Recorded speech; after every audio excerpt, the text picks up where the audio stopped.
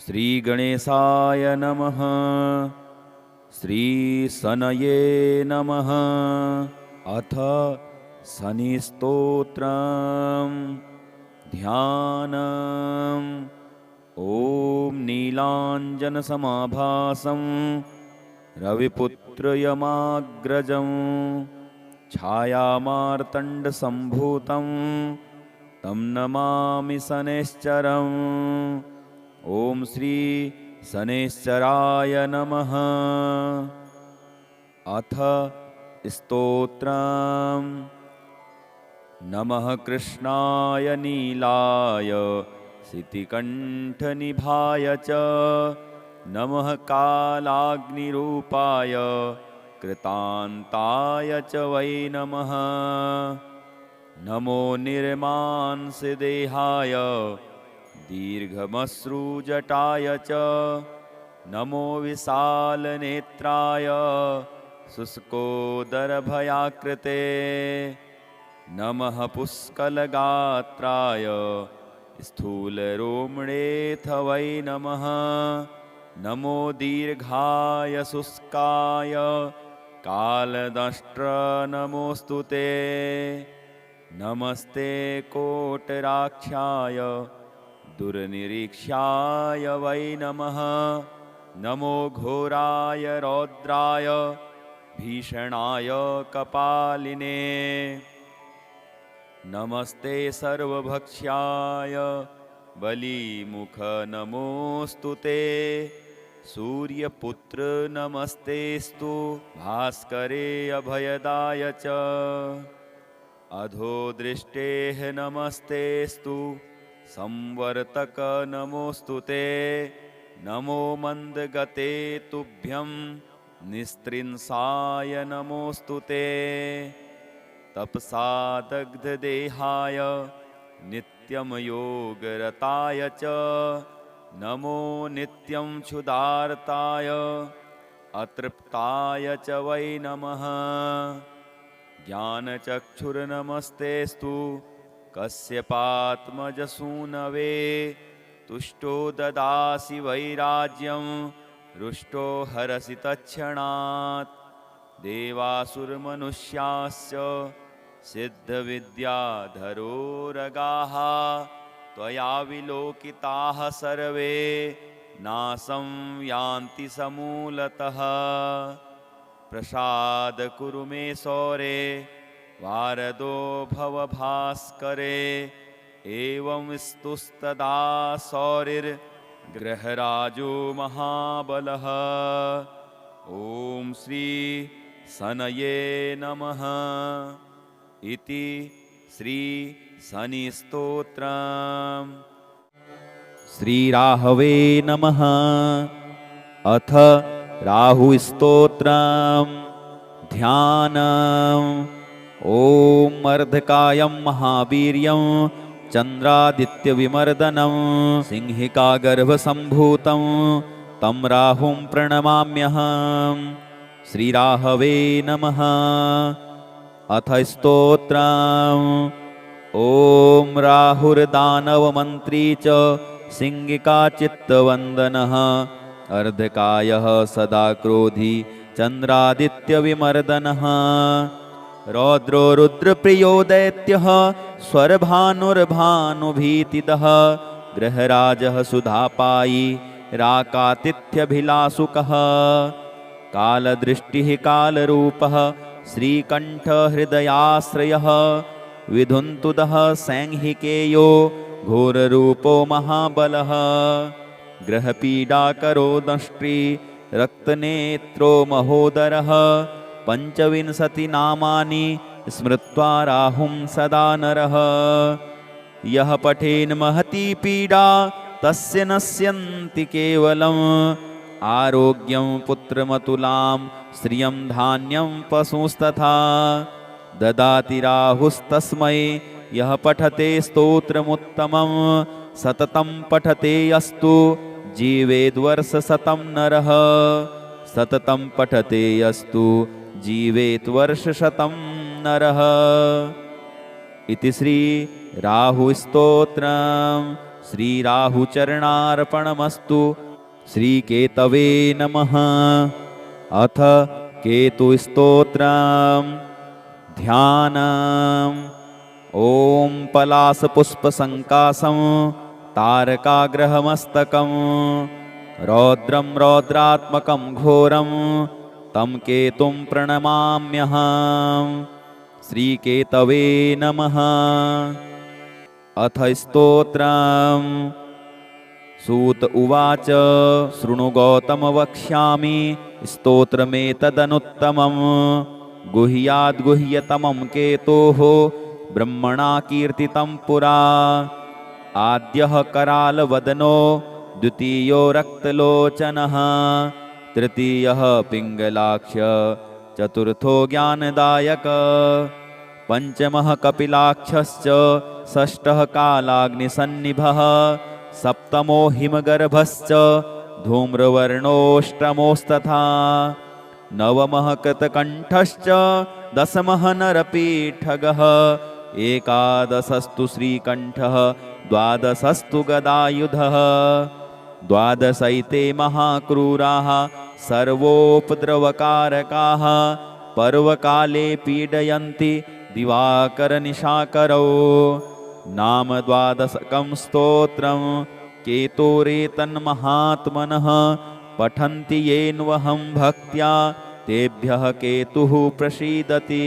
कुलुप्तधान्ये विलिखेत षट्कोणं मण्डलं शुभं पद्ममष्टदलं तत्र विलिखेच्च विधानतः।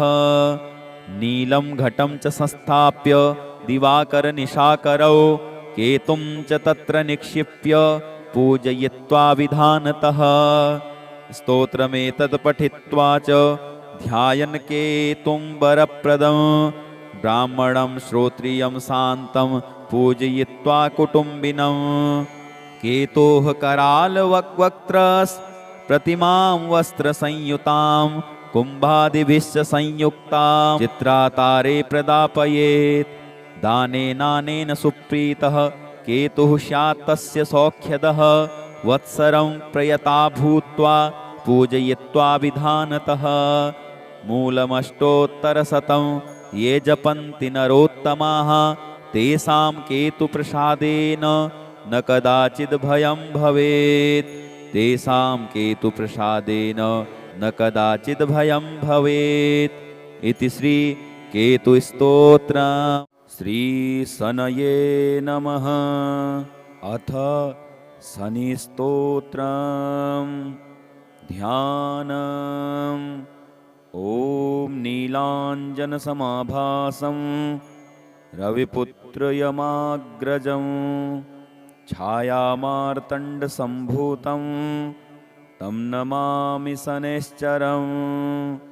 ॐ श्री शनैश्चराय नमः। अथ स्तोत्रम्।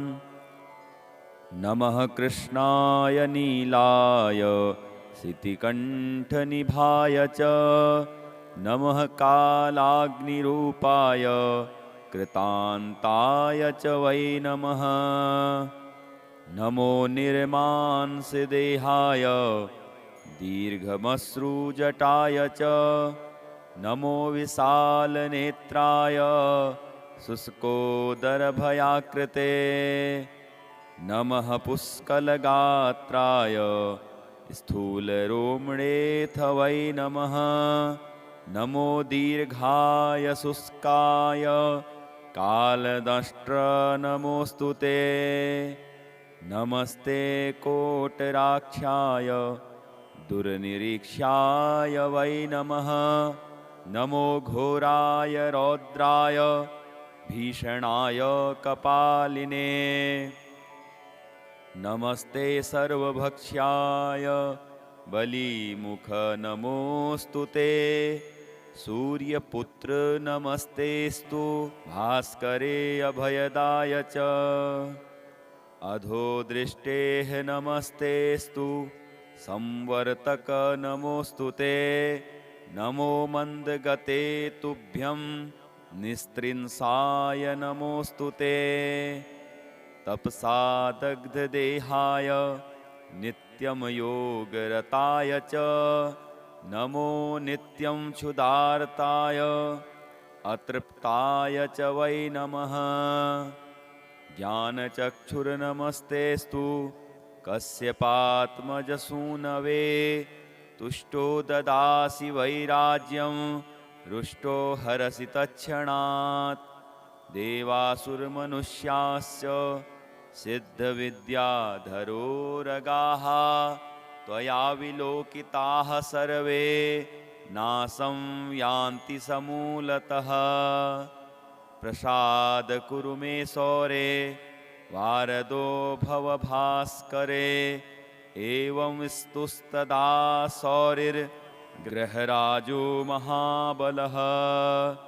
ॐ श्री शनये नमः इति श्री शनि स्तोत्रम्।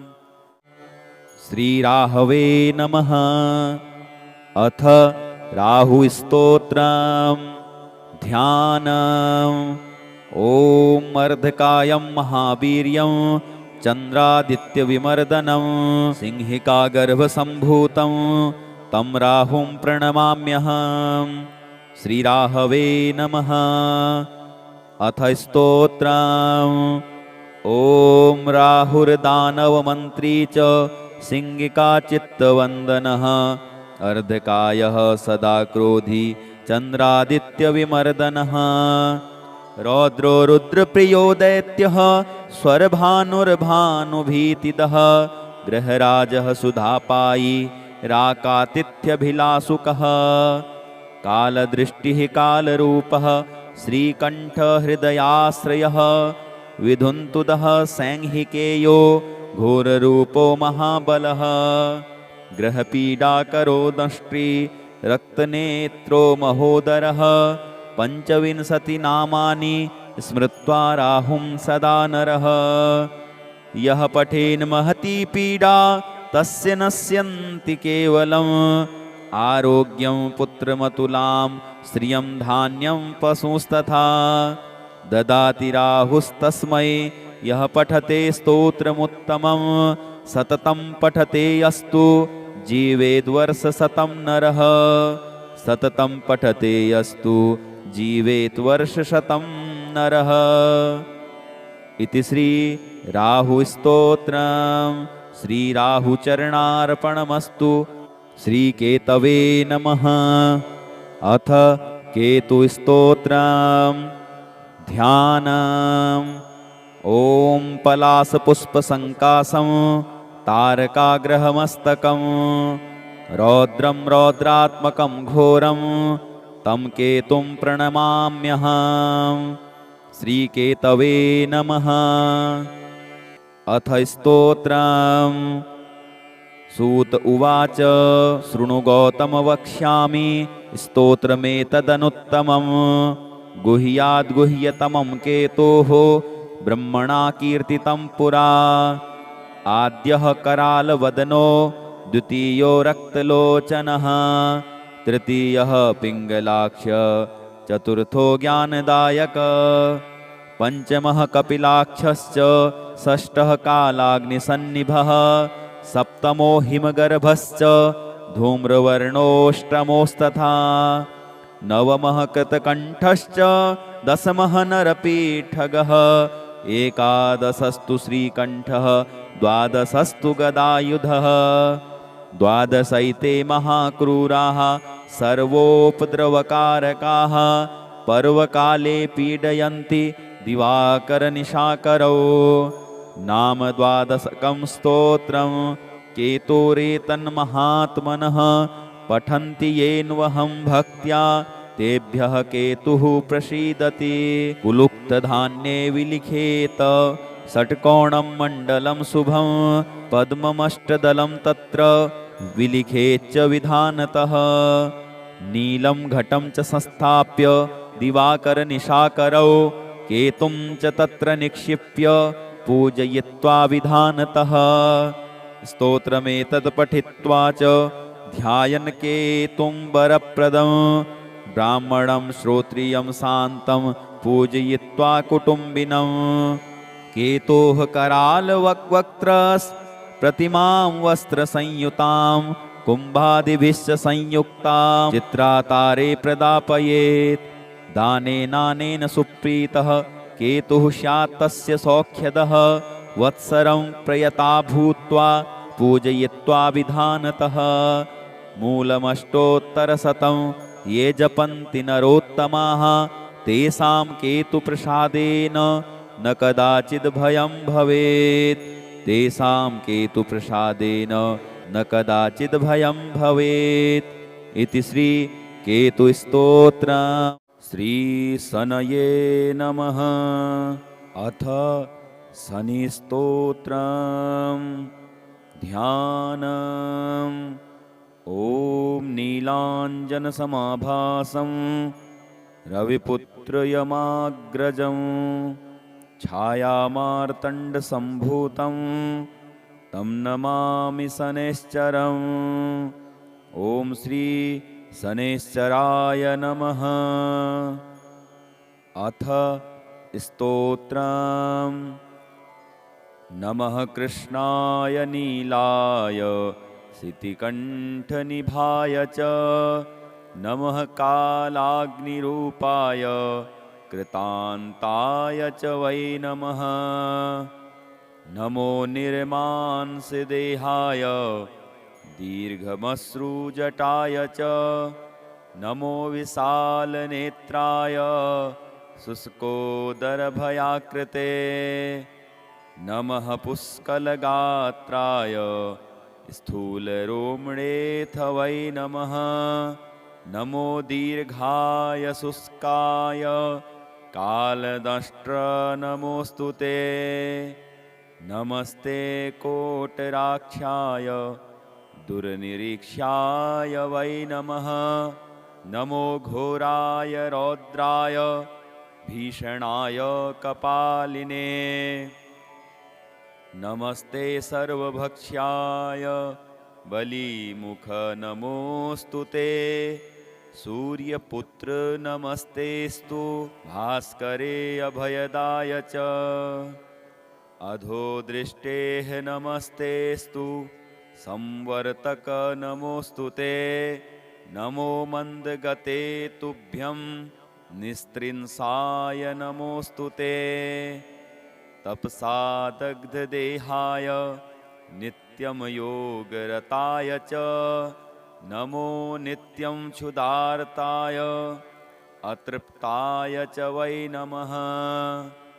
ज्ञानचक्षुर्नमस्तेस्तु कश्यपात्मजसूनवे।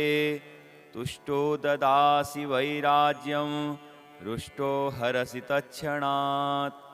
देवासुरमनुष्याश्च सिद्धविद्याधरोरगाः त्वया विलोकिताः सर्वे नाशं यान्ति समूलतः। प्रसाद कुरु मे सौरे वारदो भव भास्करे। एवं स्तुस्तदा सौरिर्ग्रहराजो महाबलः। ॐ श्री शनये नमः। इति श्री शनिस्तोत्रम्। श्रीराहवे नमः। अथ राहुस्तोत्रम्। ध्यानम्। ॐ अर्धकायं महावीर्यं चन्द्रादित्यविमर्दनं सिंहिकागर्भसम्भूतं तं राहुं प्रणमाम्यहम्। श्रीराहवे नमः। अथ स्तोत्रम्। ॐ राहुर्दानवमन्त्री च सिंहिकाचित्तवन्दनः अर्धकायः सदा क्रोधी चन्द्रादित्यविमर्दनः। रौद्रो रुद्रप्रियो दैत्यः स्वरभानुर्भानुभीतिदः गृहराजः सुधापायी राकातिथ्यभिलाषुकः। कालदृष्टिः कालरूपः श्रीकण्ठहृदयाश्रयः विधुन्तुदः सैंहिकेयो घोररूपो महाबलः। ग्रहपीडाकरो दंष्ट्री रक्तनेत्रो महोदरः। 25 नामानि स्मृत्वा राहुं सदा नरः यः पठेन् महती पीडा तस्य नश्यन्ति केवलम् आरोग्यं पुत्रमतुलां श्रियं धान्यं पशुस्तथा ददाति राहुस्तस्मै यः पठते स्तोत्रमुत्तमं सततं पठते अस्तु जीवेद्वर्षशतं नरः सततं पठते अस्तु जीवेद्वर्षशतं नरः इति श्री राहुस्तोत्रं श्रीराहुचरणार्पणमस्तु श्रीकेतवे नमः। अथ केतुस्तोत्रम् ध्यानम् ॐ पलाशपुष्पसङ्काशं तारकाग्रहमस्तकं रौद्रं रौद्रात्मकं घोरं तं केतुं प्रणमाम्यहम् श्रीकेतवे नमः। अथ स्तोत्रम् सूत उवाच शृणु गौतम वक्ष्यामि स्तोत्रमेतदनुत्तमं गुह्याद्गुह्यतमं केतोः ब्रह्मणा कीर्तितं पुरा आद्यः करालवदनो द्वितीयो रक्तलोचनः तृतीयः पिङ्गलाक्ष चतुर्थो ज्ञानदायक पञ्चमः कपिलाक्षश्च षष्ठः कालाग्निसन्निभः सप्तमो हिमगर्भश्च धूम्रवर्णोऽष्टमोस्तथा नवमः कृतकण्ठश्च दशमः नरपीठगः एकादशस्तु श्रीकण्ठः द्वादशस्तु गदायुधः द्वादशैते महाक्रूराः सर्वोपद्रवकारकाः पर्वकाले पीडयन्ति दिवाकरनिशाकरौ नाम द्वादशकं स्तोत्रं केतोरेतन्महात्मनः पठन्ति येन्वहं भक्त्या तेभ्यः केतुः प्रसीदति कुलुप्तधान्ये विलिखेत षट्कोणं मण्डलं शुभं पद्ममष्टदलं तत्र विलिखेच्च विधानतः नीलं घटं च संस्थाप्य दिवाकरनिशाकरौ केतुं च तत्र निक्षिप्य पूजयित्वा विधानतः स्तोत्रमेतत् पठित्वा च ध्यायन् केतुं वरप्रदं ब्राह्मणं श्रोत्रियं शान्तं पूजयित्वा कुटुम्बिनं केतोः करालवक्त्रस् प्रतिमां वस्त्रसंयुतां कुम्भादिभिश्च संयुक्तां चित्रातारे प्रदापयेत् दानेनानेन सुप्रीतः केतुः स्यात् तस्य सौख्यदः वत्सरं प्रयता भूत्वा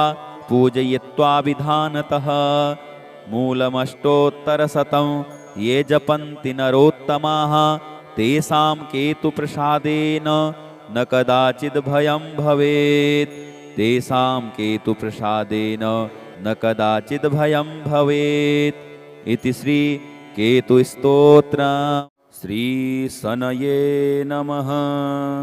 अथ शनिस्तोत्रम् ध्यानम् ॐ नीलाञ्जनसमाभासं रविपुत्रयमाग्रजं छायामार्तण्डसम्भूतं तं नमामि शनैश्चरम् ॐ श्री शनैश्चराय नमः।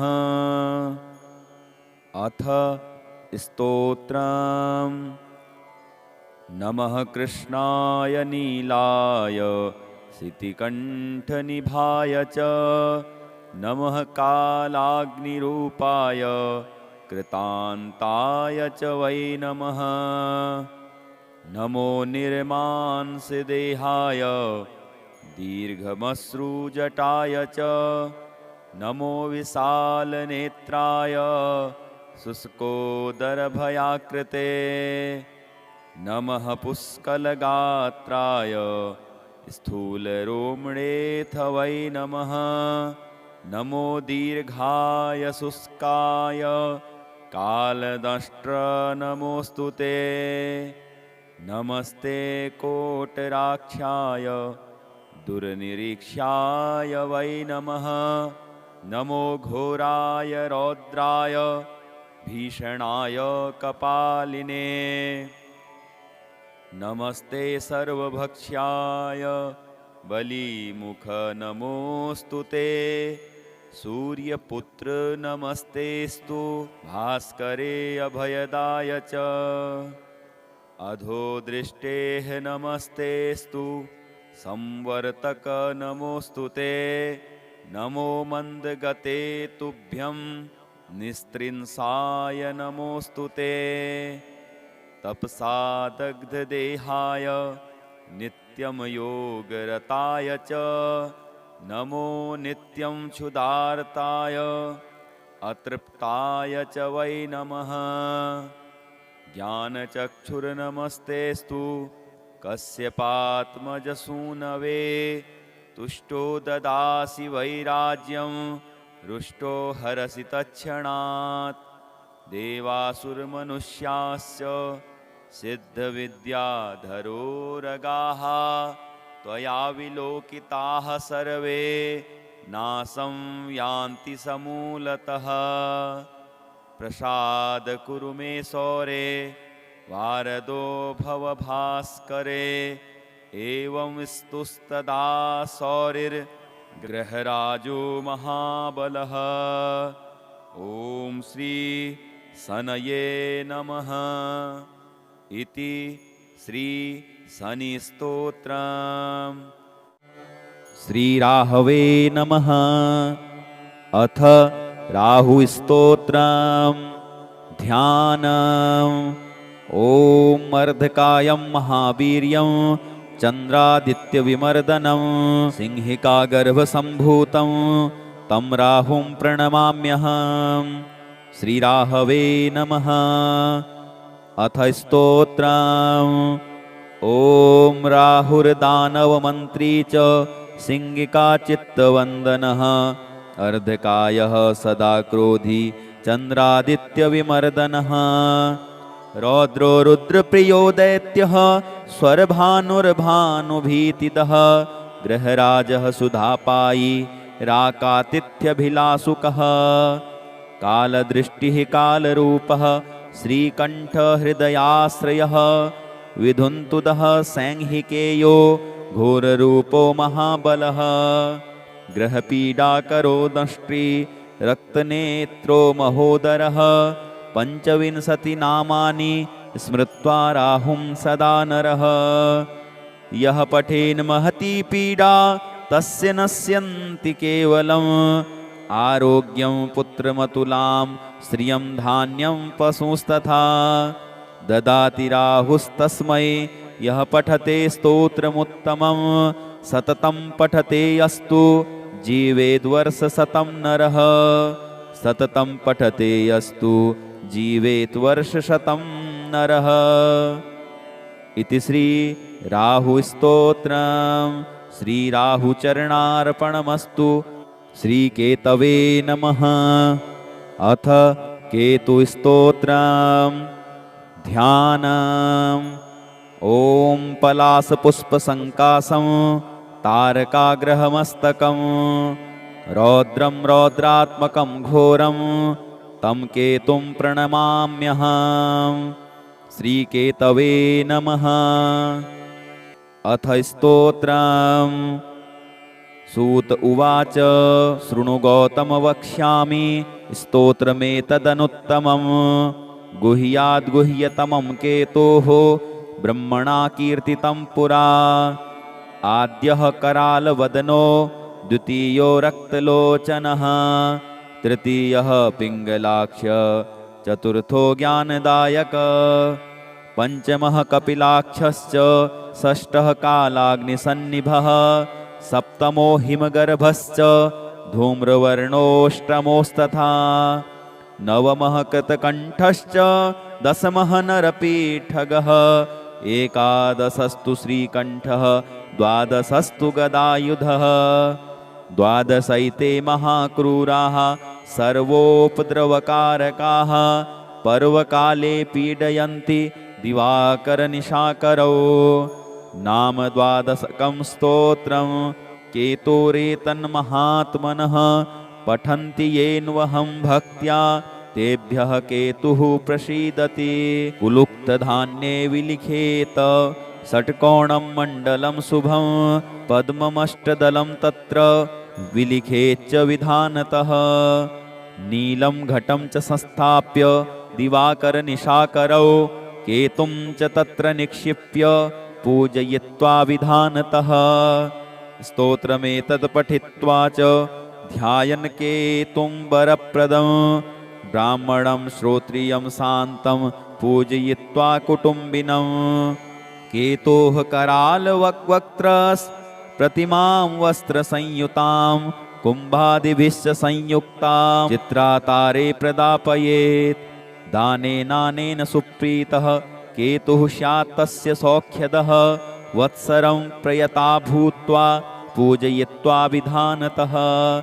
मूलमष्टोत्तरशतं ये जपन्ति नरोत्तमाः, तेषां केतुप्रसादेन न कदाचिद् भयं भवेत्। तेषां केतुप्रसादेन न कदाचिद् भयं भवेत्। इति श्री केतुस्तोत्रम्। श्रीशनये नमः। अथ शनिस्तोत्रम्। ध्यानम्। ॐ नीलाञ्जनसमाभासं रविपुत्रयमाग्रजं, छायामार्तण्डसम्भूतं तं नमामि शनैश्चरम्। ॐ श्री शनैश्चराय नमः। अथ स्तोत्रम्। नमः कृष्णाय नीलाय शितिकण्ठनिभाय च, नमः कालाग्निरूपाय कृतान्ताय च वै नमः। नमो निर्मांसदेहाय दीर्घमश्रुजटाय च, नमो विशालनेत्राय शुष्कोदरभयाकृते। नमः पुष्कलगात्राय स्थूलरोमणेऽथ वै नमः।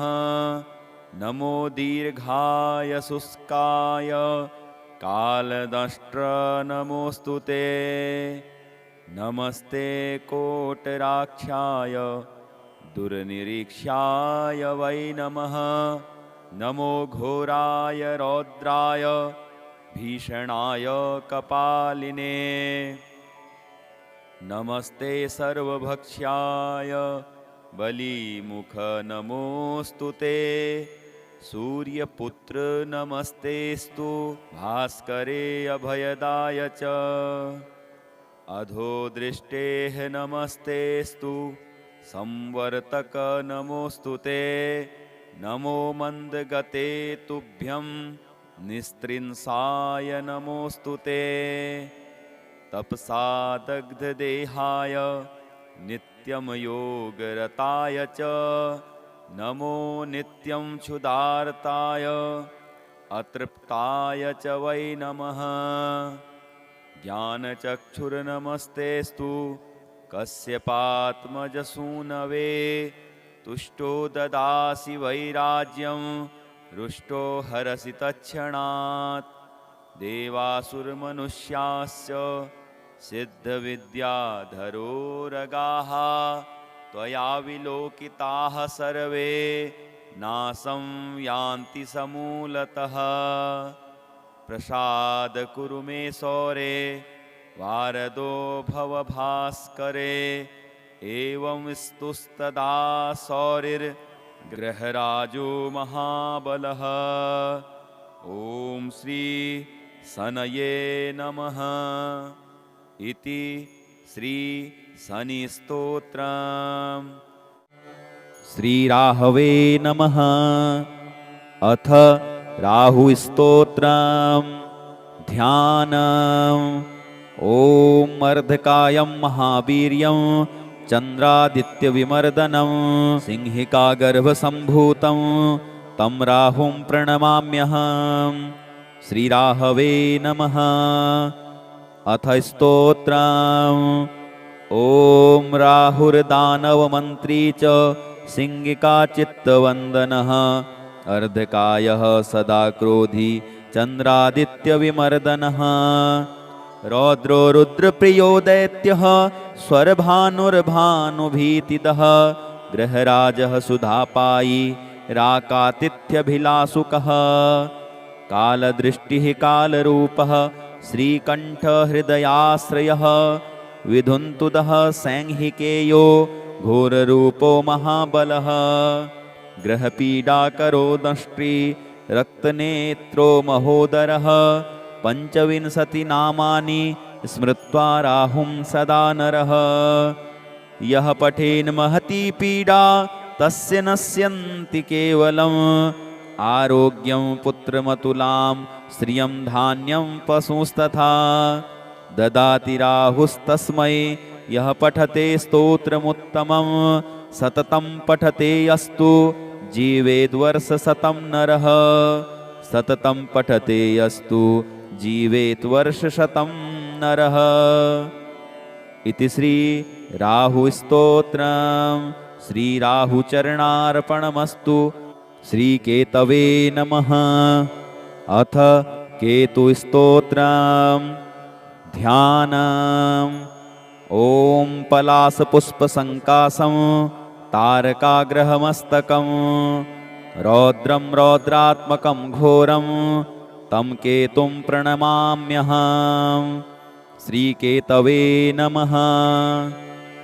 अथ स्तोत्रम् सूत उवाच शृणु गौतम वक्ष्यामि स्तोत्रमेतदनुत्तमम् गुह्याद्गुह्यतमं केतोः ब्रह्मणा कीर्तितं पुरा आद्यः करालवदनो द्वितीयो रक्तलोचनः तृतीयः पिङ्गलाक्ष चतुर्थो ज्ञानदायक पञ्चमः कपिलाक्षश्च षष्ठः कालाग्निसन्निभः सप्तमो हिमगर्भश्च धूम्रवर्णोऽष्टमोस्तथा नवमः कृतकण्ठश्च दशमः नरपीठगः एकादशस्तु श्रीकण्ठः द्वादशस्तु गदायुधः द्वादशैते महाक्रूराः सर्वोपद्रवकारकाः पर्वकाले पीडयन्ति दिवाकरनिशाकरौ नाम द्वादशकं स्तोत्रं केतोरेतन्महात्मनः पठन्ति येन्वहं भक्त्या तेभ्यः केतुः प्रसीदति कुलुक्तधान्ये विलिखेत षट्कोणं मण्डलं शुभं पद्ममष्टदलं तत्र विलिखेच्च विधानतः नीलं घटं च संस्थाप्य दिवाकरनिशाकरौ केतुं च तत्र निक्षिप्य पूजयित्वा विधानतः स्तोत्रमेतत् पठित्वा च ध्यायन् केतुं वरप्रदं ब्राह्मणं श्रोत्रियं शान्तं पूजयित्वा कुटुम्बिनं केतोः करालवक्त्रस् प्रतिमां वस्त्रसंयुतां कुम्भादिभिश्च संयुक्तां चित्रातारे प्रदापयेत् दानेनानेन सुप्रीतः केतुः स्यात् तस्य सौख्यदः वत्सरं प्रयता भूत्वा पूजयित्वा विधानतः मूलमष्टोत्तरशतं ये जपन्ति नरोत्तमाः तेषां केतुप्रसादेन न कदाचिद् भयं भवेत् तेषां केतुप्रसादेन न कदाचिद् भयं भवेत् इति श्री केतुस्तोत्रम्।